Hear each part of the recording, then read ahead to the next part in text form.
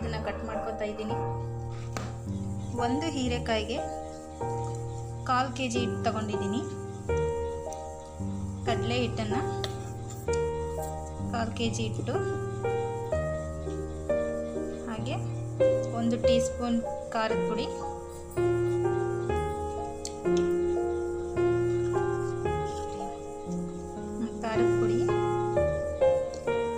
ಮತ್ತು 1 ಚಿಟಿಕೆ ಸೋಡಾ ಪುಡಿ,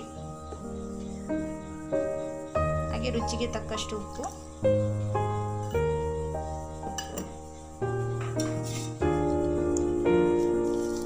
ಇದನ್ನು ಸ್ವಲ್ಪ ತೆಳುವಾಗಿ ಕಾಯಿಸ್ಕೋಬೇಕು.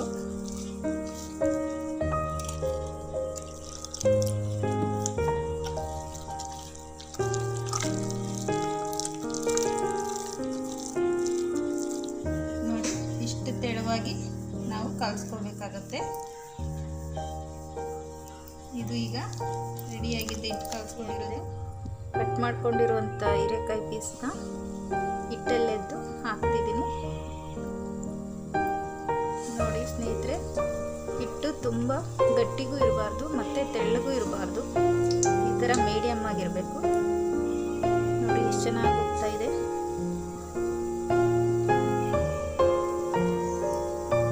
ಈ ಥರ ಒಂದೊಂದೇ ಹಾಕ್ಕೋಬೇಕು.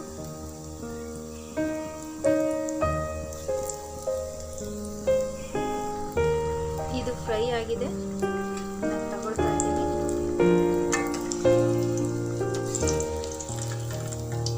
ನೋಡಿ ಎಷ್ಟು ಚೆನ್ನಾಗಿ ಫ್ರೈ ಆಗಿದೆ.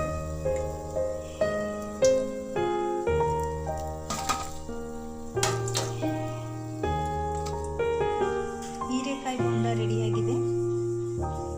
ಸಂಜೆ ಟೀ ಜೊತೆಗೆ ತಿನ್ನೋಕ್ಕೆ ತುಂಬ ಚೆನ್ನಾಗಿರುತ್ತೆ. ಮನೇಲಿ ಒಂದ್ಸಲ ಟ್ರೈ ಮಾಡಿ. ಈ ರೆಸಿಪಿ ನಿಮ್ಗೆ ಏನಾದರೂ ಇಷ್ಟ ಆಗಿದ್ದರೆ ಪ್ಲೀಸ್ ಲೈಕ್ ಮಾಡಿ, ಶೇರ್ ಮಾಡಿ, ಹಾಗೆ ನಮ್ಮ ಚಾನಲ್ನ ಸಬ್ಸ್ಕ್ರೈಬ್ ಮಾಡಿ.